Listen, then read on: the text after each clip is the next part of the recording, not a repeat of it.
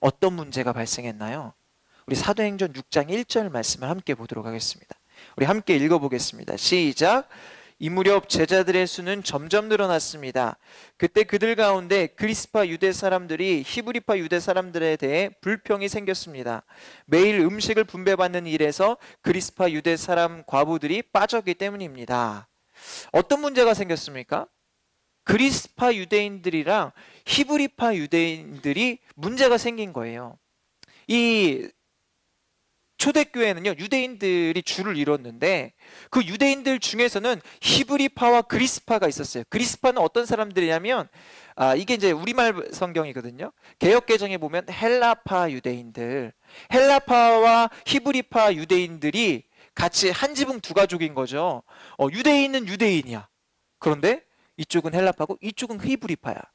그런데 여러분, 헬라파 히브리파는 어떻게 나눴냐면요, 내 언어가, 내 삶의 그 환경이 헬라 문화와 가까우면, 헬라어와 가까우면 헬라파였고, 히브리 문화와 가까우면 히브리파였어요. 근데 이 초대교회의 지도자들이 누구였습니까? 12사도였거든요. 이 12사도는 어디 사람이었냐면, 어디 사람이었을까요? 히브리파 사람들이었어요. 히브리파 사람들이니까 이 초대교회의 주도권을 누가 가지고 있었겠습니까? 당연히 히브리파가 가지고 있었겠죠. 그래서 이 히브리파 사람들이, 여기 보세요. 이제 히브리파 사람들과 헬라파, 그리스파 사람들이 이제 서로 충돌을 한 거예요. 뭘로 충돌을 했습니까? 구제를 하는데 팔이 어디로 굽습니까? 밖으로 굽나요? 팔은 안으로 굽죠. 예, 제가 히브리파예요. 구제를 하는데 우리 과부들에게 막 빵을 나눠주고 음식을 나눠주는데, 히브리파 사람들에게는 3개 주고 헬라파 사람들에게는 하나 주고, 이렇게 된 거예요. 차별이 이루어졌다라는 거예요. 그러니까 사람들이 내가 헬라파 사람인데 딱 그냥 상식적으로 생각해도 맞지 않잖아요. 아니, 왜 쟤네는 3개 주고 왜 우린 하나 줘? 아니, 교회가 왜 이런 차별을 일으켜? 라고 해서 이 헬라파, 그리스파 사람들이 불만을 이야기하는 거예요. 아니, 어떻게 교회에서 이런 차별이 일어날 수 있어? 라고 이야기하는 거예요. 이런 차별이 일어났을 때 여러분, 우리 같으면 이 문제를 어떻게 해결하겠습니까? 여러분 같으면 이 문제 어떻게 해결하시겠어요? 당연히 가서 뭐 담당자나 히브리파 이런 구제하는 사람에게 가서, 아니, 왜 똑같이 3개 주던가 똑같이 하나 줘야지, 왜 여긴 3개 주고 왜 여긴 하나 줘요? 아니면 공평하게 2개씩 주던가, 뭐 이렇게 해결할 거 아닙니까? 그런데 오늘 우리의 생각으로는, 세상의 방법으로는 이런 결과 중심의 문제를 해결을 하지만, 오늘 이 초대교회는 이 문제를 어떻게 해결했을까? 어떻게 해결했을까요? 예, 다음 절에 나와 있죠. 우리 사도행전 6장 2절을 함께 보도록 하겠습니다. 우리 한 목소리를 읽어볼까요? 시작. 그리하여 12사도들은 제자들을 모두 불러놓고 말했습니다. 우리가 음식을 분배하는 일로 인해 하나님의 말씀을 가르치는 사역을 소홀히 여기는 것은 옳지 않습니다. 뭔가 좀 대답이 동문서답하는 느낌이에요. 이런 문제가 일어났어요 라고 하니까, 우리가 하나님께 부름받은 것은요, 구제 때문이 아니에요. 구제 때문이 아니라 우리는 하나님의 말씀을 가르치는 사역을 소홀히 여기면 안 됩니다 라고 이렇게 이야기하는 거예요. 여러분, 이게 무슨 말이냐면요, 사도들인 12사도들인 우리는 구제를 위해서 부름받은 게 아니라 말씀을 위해서 부름받았어요. 우리가 말씀을 잘 가르치지 못해서 여기에 있는 이 히브리파 사람들이 제대로 이 구제를 하지 못한 것 같아요. 하나님의 말씀대로 제대로 살지 못한 것 같아요. 사도들은요, 이 문제의 답을 어디서 찾았다고요? 자기 자신들에게 찾았다고요. 우리가 하나님의 말씀을 더 잘 가르쳤어야 되는데, 내가 하나님의 말씀에 더 열중했어야 되는데 내가 이걸 하지 못했구나. 우리가 이걸 못했구나. 우리가 구제를 위해서 부름받은 게 아니라 우리는 말씀을 위해서 부름받았어 라고 그 원인을 자기 자신들에게 찾았다라는 거예요. 여러분, 이게 어떤 상황인지 이해가 되십니까? 여러분, 교회는요, 무엇이 중심이 되는 공동체냐면요, 말씀이 중심이 되는 공동체다라는 거예요. 우리가 그냥 상식적으로도 신앙생활을 할 수 있어요. 아, 이게 옳을 것이다, 아, 이것은 옳지 않을 것이다, 우리의 경험으로, 우리의 관념으로 신앙생활을 할 수 있어요. 맞아요? 그런데 교회의 신앙생활은요, 우리의 관념으로, 우리의 신앙, 그냥 우리의 어떤 경험으로, 통상적인 어떤 그런 것들로 신앙생활을 하는 게 아니에요. 하나님의 말씀으로 신앙생활을 하는 곳이 교회라는 거예요. 하나님의 말씀을 가르침을 받고 신앙생활을 하는 곳이 교회다라는 거예요. 그렇게 하지 않으면 무엇이 생긴다고요? 문제가 생긴다라는 거예요. 이것은 제가 직접 기사를 본 것은 아니고요, 어느 그 교수님 설교를 듣게 된 내용이에요. 청주 시내에 기도 열심히 하기로, 또 전도 열심히 하기로 소문난 박 집사님이 계셨어요. 피 집사님인데 박 집사님이에요. 그 집사님 계셨는데, 이게 신문에 실린 거거든요. 그 집사님은요, 신앙생활을 정말 열심히 하셨어요. 정말 기도를 너무 열심히 한다고 소문이 난 그러한 분인데, 그분의 어머니는 권사님이시고 그분의 남동생은 목사님이세요. 그분이 모태신앙이거든요. 근데 어느 날 그분의 남편이 의처증에 걸리게 됩니다. 의처증에 걸리게 되니까 자기 아내가 사람들이 많이 모인 곳에 그 남편이 가게 했을까요? 못 가게 했을까요? 당연히 못 가게 했죠. 그러니 교회도 못 가게 됐어요. 교회도 못 가고 사람들이 많이 모인 곳은 절대 못 가게 해요. 근데 이분은 기도하는 것이 너무 좋아서 막 기도하고 싶은 거예요. 그래서 교회를 못 가다 보니까 그분이 어디에 가서 기도를 하기 시작했냐면 산에 가서 기도하기 시작한 거예요. 지리산을 찾아가고 설악산을 찾아가고, 사는 사람 별로 없으니까 남편이 그곳에 가게 한 거예요. 근데 어느 날 그 집사님이 꿈을 꾸게 됩니다. 꿈에서 누구를 만나냐면 옥황상제를 만나게 돼요. 꿈에서 옥황상제를 만나게 돼요. 그리고 옥황상제의 음성을 듣게 됩니다. 그리고 난 다음에 이 집사님이 기도하는 것에 은사가 있어서 계속 기도하러 다니셨다고 했잖아요. 기도를 하다가 그 기도가 결국엔 산에서 기도하다가 잘못된 길로 빠져서 보살이 되고 결국에는 무당으로 자신의 삶을 새롭게 시작했다라는 기사가 기독교 신문에 실렸어요. 실제로 일어난 일이에요. 이 집사님이요, 40년 이상 모태신앙이었거든요. 40년 이상 모태신앙. 그리고 이 집사님은 은사가 또 대단했어요. 방언의 은사, 통변의 은사, 신유의 은사, 예언의 은사, 4가지 은사가 있으셨거든요. 대단하시잖아요. 근데 이분이 은사가 이렇게 충만하고 기도를 이렇게 열심히 했는데도 이렇게 무당이 된 이유가 뭘까요? 주일날 교회에 나가지 않아서 말씀을 듣지 못하니까, 말씀이 공급되지 못하니까, 말씀으로 내 삶을 컨트롤을 해야 되는데 말씀이 부족하니까 내 삶이 컨트롤이 안 되는 거예요.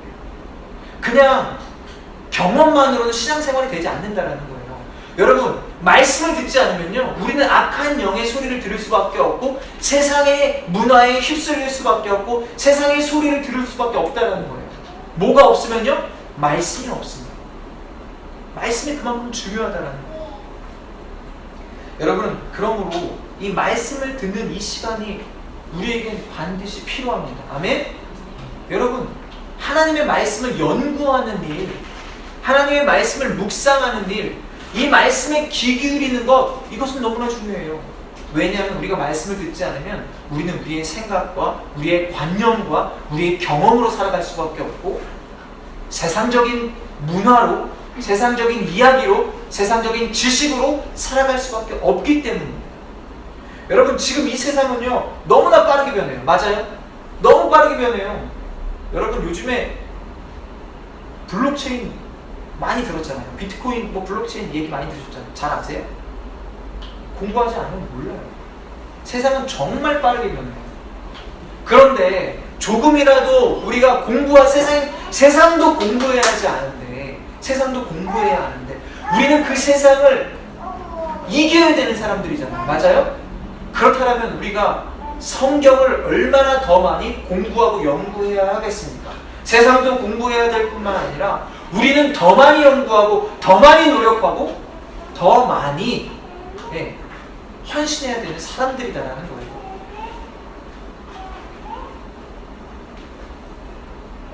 여기에 계신 분들 중에 영향력을 가지고 계신 분들이 계실 거예요. 스스로. 다 영향력을 가지고 있죠. 내 주위에 있는 사람들에게 다 영향력을 가지고 있죠. 나 스스로가 정말 많은 사람들에게 영향력을 끼치고 있는 분들이 계시죠. 그런데요, 중요한 것은요, 여러분이 끼치는 영향력은 사실 그렇게 중요한 게 아니에요. 여러분이 끼치는 영향력, 그게 세상을 바꿉니까? 사람을 바꿉니까? 아니잖아요. 주님께서 우리를 이 교회 가운데 부르신 이유는요, 저와 여러분을 통해서 예수님의 영향력이 세상 가운데 흘러가도록 저와 여러분을 부르셨다는 거예요. 아멘? 여러분, 왜 나를 통해 예수 그리스도의 영향력이 흘러가야 할까요? 왜 흘러가야 될까요? 예수님의 영향력만이 사람을 바꿀 수 있기 때문에 그렇습니다. 예수님의 영향력만이 세상을 바꿀 수 있기 때문에 그렇습니다. 여러분이 아무리 뛰어난 인물이다 할지라도 여러분이 사람을 바꾸는 것은 불가능해요. 여러분이 세상을 바꾸는 것은 절대 불가능합니다. 그러나 예수 그리스도의 영향력이 나에게 임하고 하나님의 말씀이 내 안에 충만하다면, 나를 통해 그 영향력이 세상 가운데 흘러간다면 사람을 바꿀 수 있고 세상을 바꿀 수 있다는 거예요. 그렇기 때문에 우리 안에 말씀이 충만해야 돼요. 여러분, 그렇다면 우리가 복음의 영향력을 흘려보내기 위해서는 어떻게 해야 할까요? 복음의 영향력을 흘려보내기 위해서 나를 통하여 사람이 바뀌고 세상이 바뀌는 일들이 이루어지기 위해서 어떻게 해야 될까? 사도들은 그 문제의 답을 어디서 찾았습니까? 말씀에서 찾았다는 거예요. 우리 사도행전 6장 4절 말씀, 사도행전 6장 4절 말씀 우리 함께 읽어보도록 하겠습니다. 시작! 우리는 기도하고 말씀을 가르치는 일에 온 힘을 기울이겠습니다. 기도하고 말씀을 가르치는 일에 온 힘을 기울이겠다. 뭐가 중요합니까? 말씀을 가르치는 일이 중요하다는 거예요. 여러분, 사도들이 말씀을 누구에게 가르쳤을까요? 성도들에게 가르쳤다는 거예요. 왜 성도들에게 가르쳤습니까? 성도들에게 말씀을 가르치지 않으면 성도들은 그냥 통상적으로, 관념적으로, 경험적으로 신앙생활하기 때문에 그래요. 내 경험으로 신앙생활을 한다고요. 그러면 엇나갈 수밖에 없어요. 세상의 잣대를 가지고 교회를 판단할 수밖에 없다라는 거예요. 말씀을 배워야 돼요. 말씀의 가르침을 받아야 돼요. 그래야지만 우리가 세상의 기준대로 살아가지 않고 하나님의 말씀이 기준되어 살아갈 수 있습니다. 하나님의 말씀과 세상은 반드시 달라요. 세상의 방법과 하나님의 방법은 완전히 달라요. 내 경험과 하나님의 말씀은 완전히 달라요. 그렇기 때문에 가르침을 받아야 돼요. 말씀을 읽어야 돼요. 여러분, 사도들의 이러한 통찰이라고, 교회 안에 문제가 생겼을 때 이 문제를 결과적으로 해결하는 것이 아니라, 맞아, 우리가 말씀을 가르치지 못해서 그랬어. 우리가 말씀을 가르치는 일에 더 최선을 다해야 되겠다. 성도들에게 지금 부족한 것은 차별이 아니라 말씀의 부족함이야.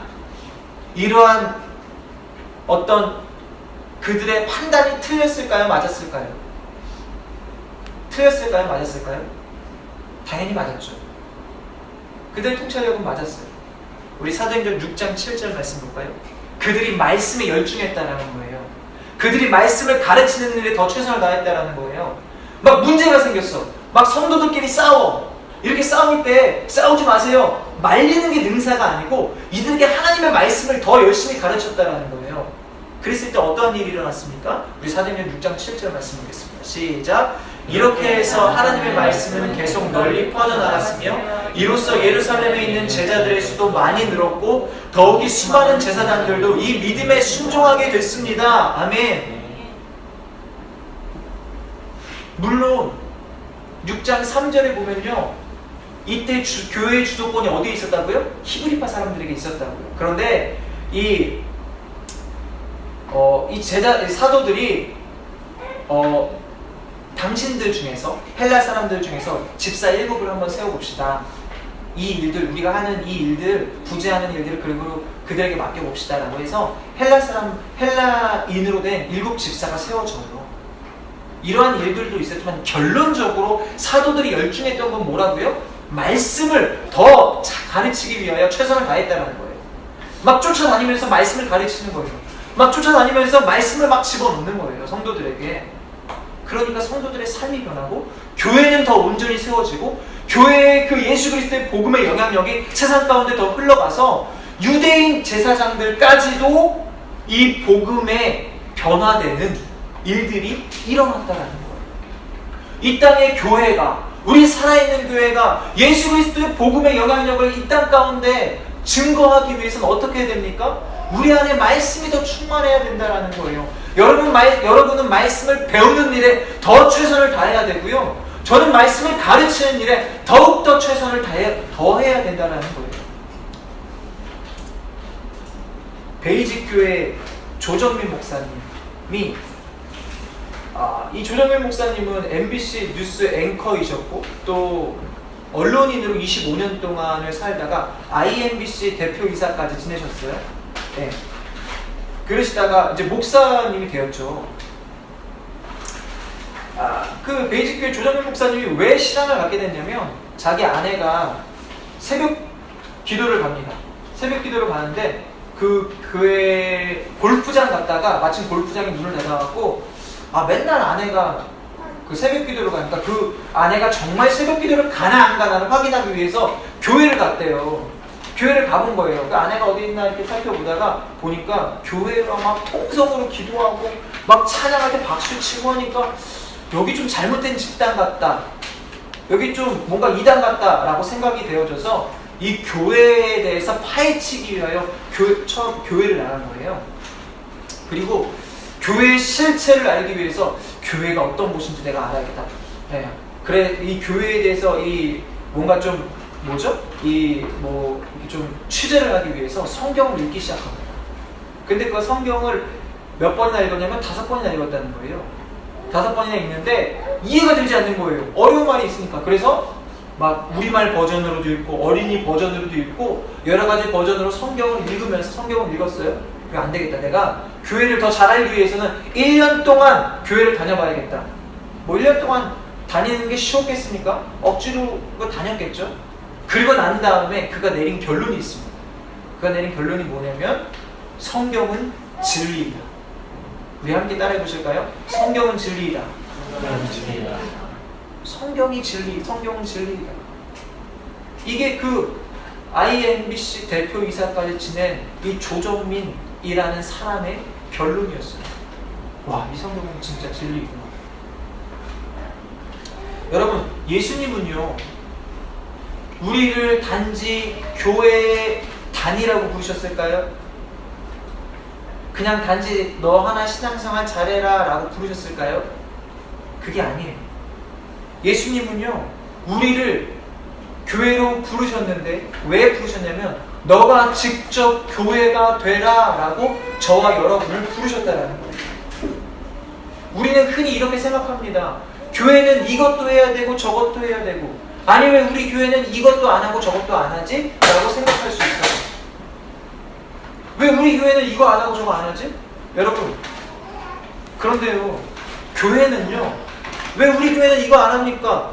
라고 물어보는 그 사람 자체가 교회라는 거예요. 목사가 교회입니까? 여러분 스스로가 교회다라는 거예요. 예수님이 저와 여러분을 부르실 때 너가 교회가 되라. 네가 교회야. 교회 안에 이러한 일들을 해야 돼? 네가 해. 그걸 먼저 깨달은 사람에게 하라라고, 그래서 저와 여러분을 교회를 부르셨다는 거예요. 여러분, 그런데요, 이러한 부분에 대해서, 교회에 대해서 우리가 말씀을 배우지 않으면, 최영기 자매님, 말씀을 배우지 않으면 우리는 그것에 대해서 잘 모른다는 거예요. 그래서 저와 여러분이 말씀을 배워야 됩니다. 내가 교회구나. 내가 교회구나. 이러한 일들을 내가 먼저 깨달았으니까 내가 이 일을 해야 되는구나. 그러기 위해서, 이 교회를 바로 세우기 위해서 우리는 몸이니까 발이 불편하면 팔로도 하고 손으로도 하고, 눈이 간지러우면 손으로 긁어주고, 서로 협력하고 서로 세워주기 위하여 저와 여러분을 부르셨다는 거예요. 여러분, 사도들이요, 사도들이요, 여러분. 지금 초대교회 지도자들이잖아요. 맞아요? 초대교회 지도자들이죠. 사도들이 몇 명이었습니까? 12명이었어요. 12사도가 초대교회 지도자였잖아요. 초대교회의 출석 성도가 대략 몇 명이었다고요? 2만 명. 네, 대략 2만 명. 학자들이 추정하기로는. 그런데 이 2만여 명이나 되는 성도들을 잘 이끌었어요. 12명의 사도들이. 이들이 이 2만 명이나 되는 성도들을 어떻게 잘 이끌었을까요? 어떻게 초대교회 지도자들로서 이렇게 교회를 온전히 잘 세워갈 수 있었을까? 어떻게 세워갈 수 있었을까? 그들은 성령의 기름 부으심을 충만하게 받았죠. 맞아요? 성령의 충만한 기름 부으심을 받았죠. 오순절 다락방에서. 그리고 또 예수님의 부활을 직접 목격했죠. 맞아요? 부활 신앙을 가지고 살아갔잖아요.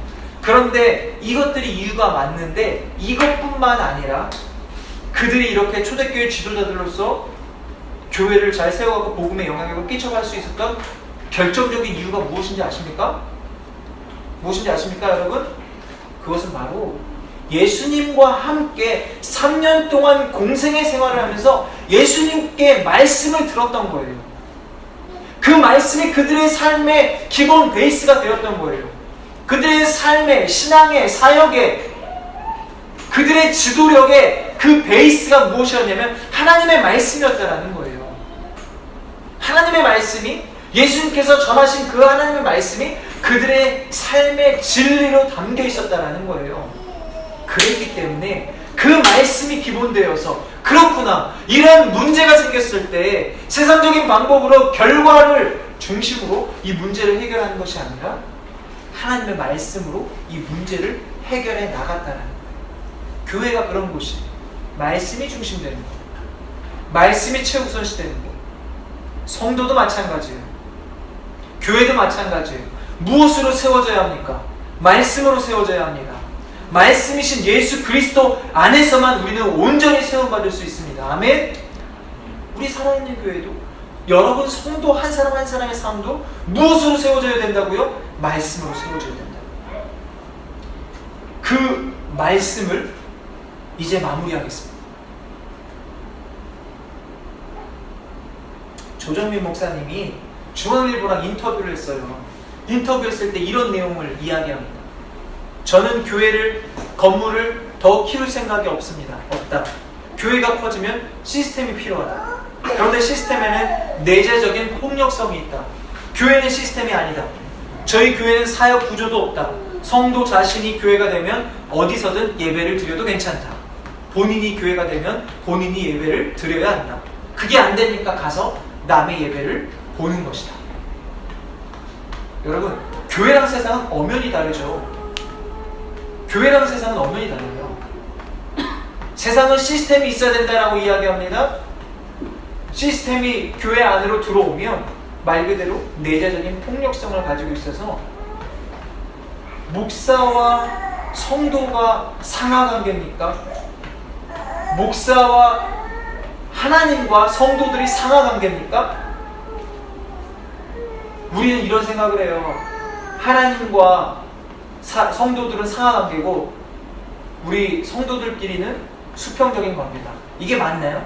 상하, 수평 이런 걸 얘기하는 것 자체가 잘못되었다는 거예요. 인간의 어떤 세상적인 시스템을 가지고 우리의 시각을 가지고 교회를 이해하려고 하는 거예요. 우리는 그러한 관계가 아니에요. 하나님, 어떻게 아버지와 아들이 상하관계입니까? 아니잖아요.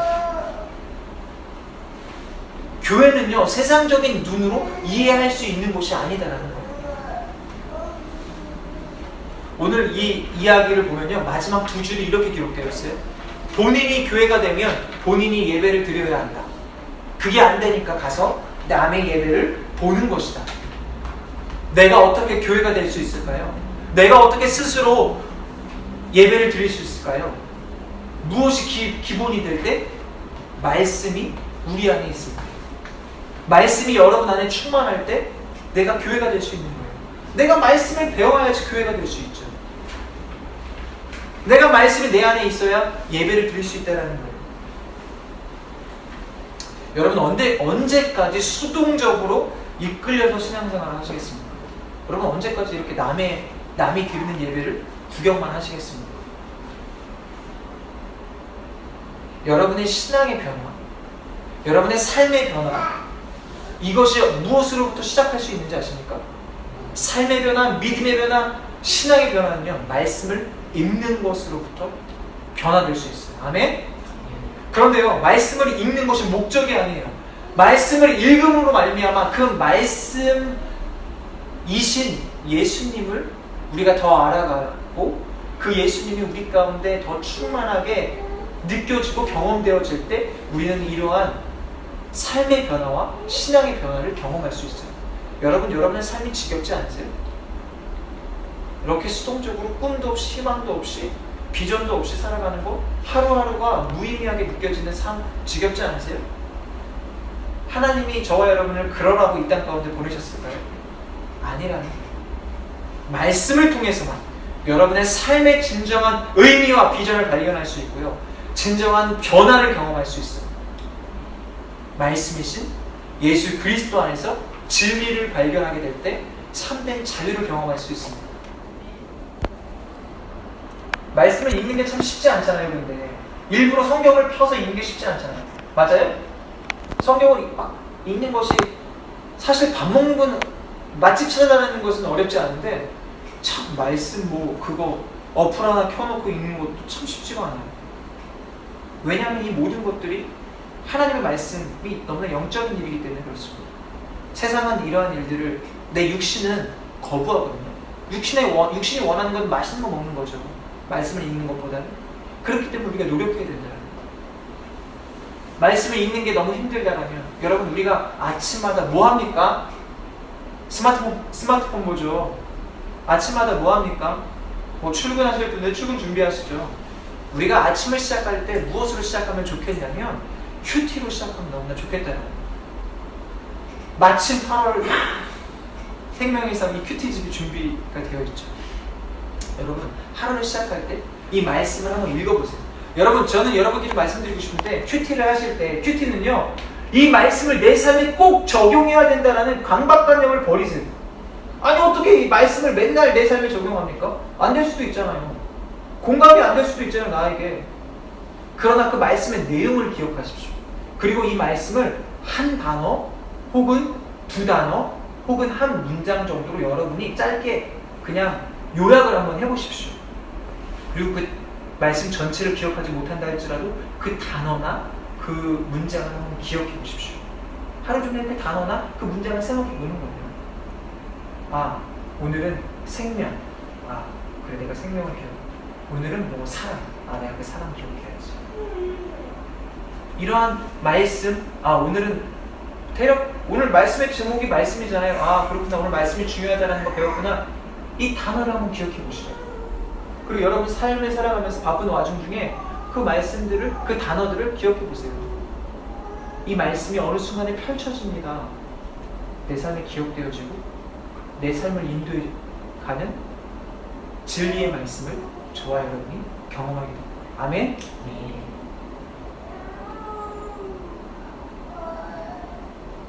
여러분의 삶의 변화는 무엇으로 시작된다고요? 말씀을 읽는 것으로부터 시작됩니다.